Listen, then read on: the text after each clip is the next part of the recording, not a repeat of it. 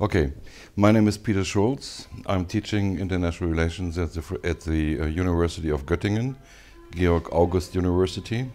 Relatively prestigious, elitist touch, and well known in Russia because probably the whole of the Tsarist intelligentsia has been educated in Goettingen, especially in natural sciences.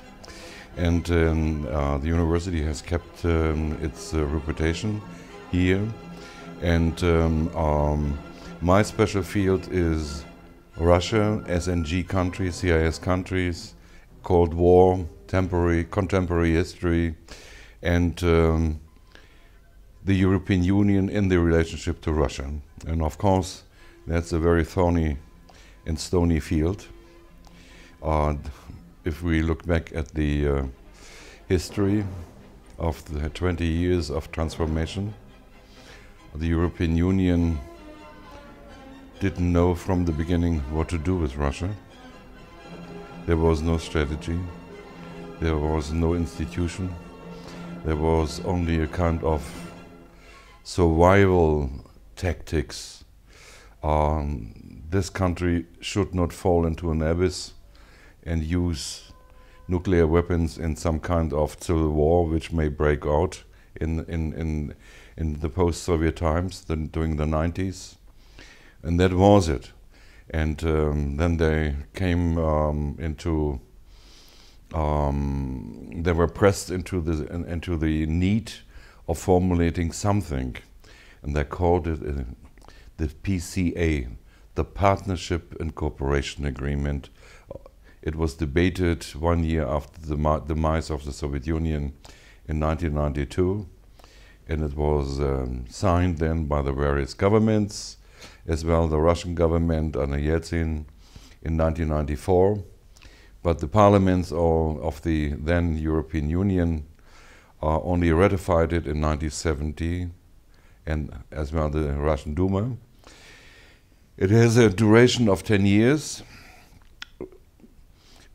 evaporated in 2007. And from this time onwards, we have a very peculiar situation that unless one side cancels the agreement, it will be prolonged on a year-to-year basis. So basically, there is no framework, treaty, contract, whatever you may call it, in existence between Russia and the European Union, because Russia of 2014 is not anymore the Russia of 1992.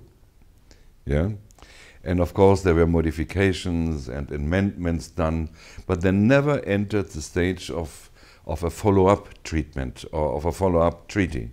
Yeah? After 2007, after the first PCA evaporated. And of course on the Russian side one has to say as well, Russia never really understood the internal workings of the European Union. Yeah, for Russia, in the tradition of the Soviet Union, the European Union was a huge sack of rich countries which believed only in profits and in economic standards, but have had no real power as a shaping actor in the international field. Yeah? No army, no power. That's as simple as a Kremlin overthought. Yeah? It's like the Vatican in a certain way. Of course, the Vatican with a huge bag of gold or euros or Deutschmarks or whatever you have. Yeah? So soft power, Russia never really understood. And I think to a certain degree the bureaucrats, the Eurocrats in Brussels never understood as well the potentiality which is involved in soft power. Yeah. Then they did not really try it, and maybe there was not even a way of applying or using it, because during the 90s, as we all know, Russia was not only down on her knees, but maybe being a football kicked around, economically bankrupt, deindustrialization, millions of people impoverished, the whole country permanently under threat of separatism, Tatarstan, and especially Chechnya. We don't know to go into the Chechenian crisis. Yeah, and it was bitter enough. So, what to do with such a country? Yeah, the European Union couldn't and didn't know what to do, and Russia didn't know because of her own weakness what to do outside. And this was a situation which changed dramatically in 2000 with the advent of Putin. But Putin was only the lucky guy who was serving on a wave of economic improvement which was unleashed by the financial bankruptcy of Russia in August 1998, and with the so-called import substitution policy, because the devaluation of the ruble by 80% restricted immediately the import of consumer goods from the outside. So the consumer good industry has had a chance in Russia to develop and to reconquer markets. Though this was one factor, and the second factor was, of course, Bin Laden's masterfully plan of attacking 2 towers in New York, and then the foolish reaction of the Americans. Afghanistan was okay, was covered by the international law and mandated by the United Nations. But then in 2003, Iraq, and what happened? The oil and gas prices, the energy prices shot up. Yeah? For 20 years, from the beginning of the 80s up to the end of the 90s, the barrel price for oil hovered around $16 to $20. And then it doubled, tripled, up to 2009. The price for oil, for a barrel oil, was $148. So Putin needed only to open his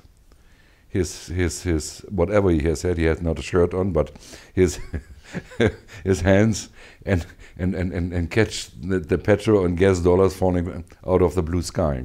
And from this point onwards, for the first time, the Russian state could be carried a state, and because the state could address normal functions of a state, rebuilding education, rebuilding the medical and medical insurances, paying salaries to administrative staff, renewing the university structure, and.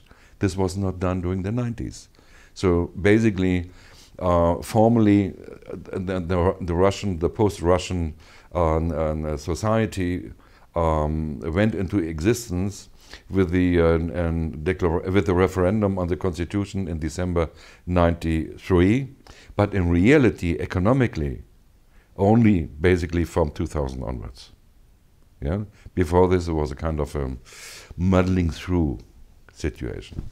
Okay. During the whole 90s, Russia has had no chance of influencing the CIS countries. No money, because no taxes were paid. Problems of deprivation and separatism. You couldn't act. And Putin was the first, basically, as a president, who tried to bring the CIS countries into a closer form of cooperation.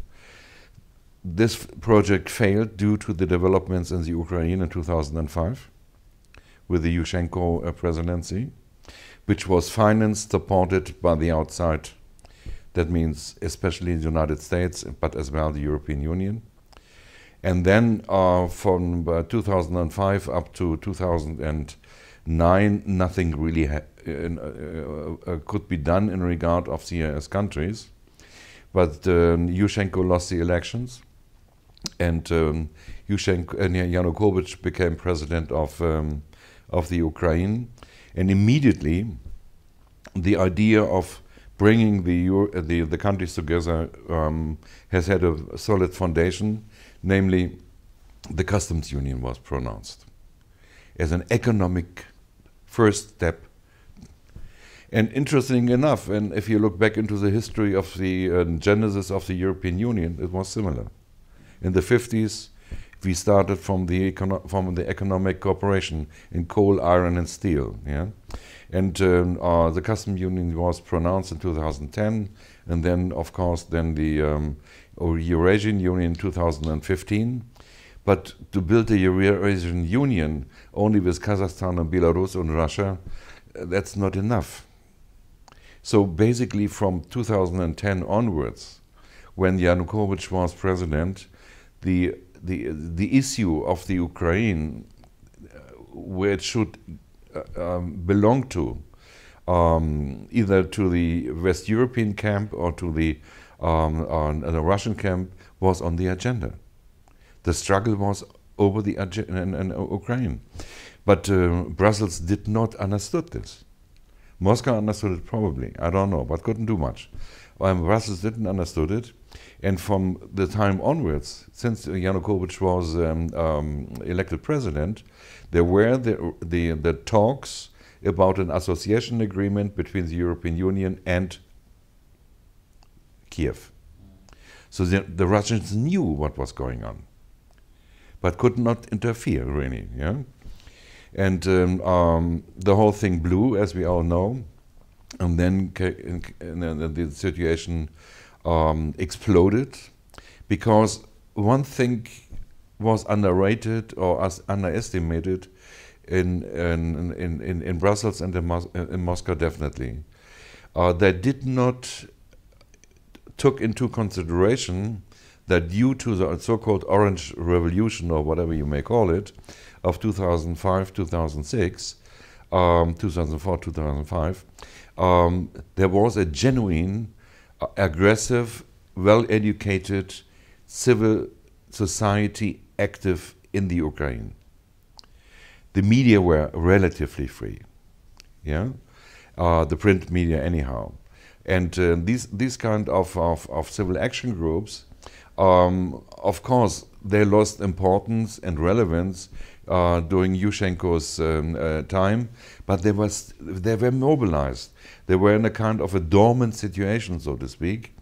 And the moment the European issue came up again, shortly before Vilnius, when Yanukovych resisted to sign the an association agreement with the European Union, because the European Union didn't offer much.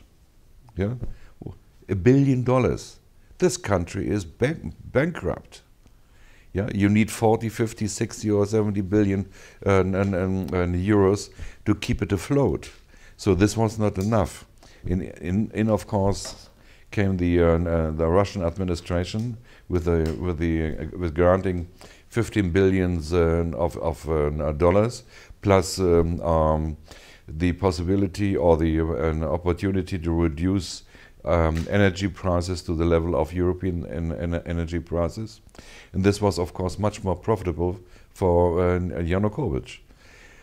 But again, Yanukovych didn't understand his own country, because and Moscow didn't understand the so-called effects of such a decision of abdicating, of leaving the West European camp, and the protest movement suddenly was on the streets.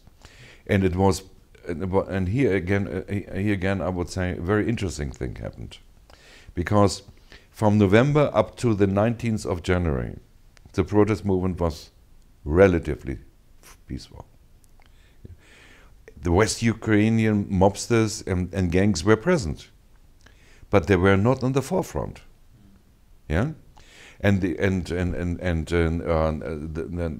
bloody fights started on in the night of the 19th to the 20th of January, and the question is why. The question is why. I think one possible explanation for the transformation of a peaceful protest into a violent, brutal protest was that the West Ukrainian youth groups and extreme right-wing and groups, I didn't call them fascists, because for fascism you need much more than just brutal force and a steel helm and a weapon in your hand. You need a mass movement, and you need special conditions. They were right-wing nationalist groups, yeah? And I think that these groups feared to be marginalized by the interference of the European Union and the United States and Russia. Yeah? The internationalization of the conflict, so to speak. Because nobody, neither in the West nor in Moscow, has an interest in a failed state in the middle of Europe. Yeah? An economically and socially depressed Ukraine, ridden with separatist movements and unstable in the political sense, is of course a hotbed for terrorism. Yeah? And therefore something needed to be done. And I think in between the 20th of January up to the 21st of September, there was a kind of a formative period in which no side really knew what to do. But the Western powers grew more nervous, and Moscow grew nervous as well, and therefore they agreed of signing the agreement on the 21st of February, and the next day it was maculatura, was gone. And this was the turning point in the whole development. From this point onwards, the 21st or 22nd of February, it was the third quality level reached, from a peaceful process to violent process to a coup d'etat. And with the consequences of people being moved into power positions which could not be trusted. And therefore, I think Moscow needed to act, and it could not act openly in a military way. It didn't know how the Western powers would behave. And therefore this kind of slowly penetration of the Crimean Peninsula with armed forces, which did not show any signal and symbols of where they came from. Yeah? If the West would have been very aggressive, then Moscow could have said, these are not eternally Nasche. This is not our forces. They are self-complained defending forces from the Crimea. Yeah, maybe they go back. Yeah, so we wash our hands in innocence, so to speak. Yeah, but Putin took the chance. He played a high risky game, and from the Kremlin, he succeeded, and now we have to live with the consequences. And the consequences are clear to a certain degree from the Western powers. That means especially from the United States and from some European member states. They are asking for sanctions. Germany does not believe in sanctions, especially not the German industry. We are absolutely, also the industry is against any sanctions, because and this is the game which is going on at the moment in between the United States and the European Union, and inside the European Union, how far can we go? Yeah, nobody wants a real conflict. Armed conflicts is anyhow excluded, but sanctions could lead to a economic negative development in many European member states of the EU, and Russia will definitely be hit a lot. Yeah. So the German policy is de-escalation. Let's come together. Let's share a common responsibility for the Ukraine, and we will stabilize it from the outside. That means Moscow, Brussels, plus Washington, and Kiev has to do one thing as well, which is a precondition for a peaceful solution. The outside powers cannot deal with the extreme right-wing nationalist movements. Kiev has to do the job. They started with the elimination of one of the leaders of the Maidan. Where it leads to, it's an open question. I don't think that these groups from the extremist groups will be docile and sing the swan song and go back into their former business. Yeah. And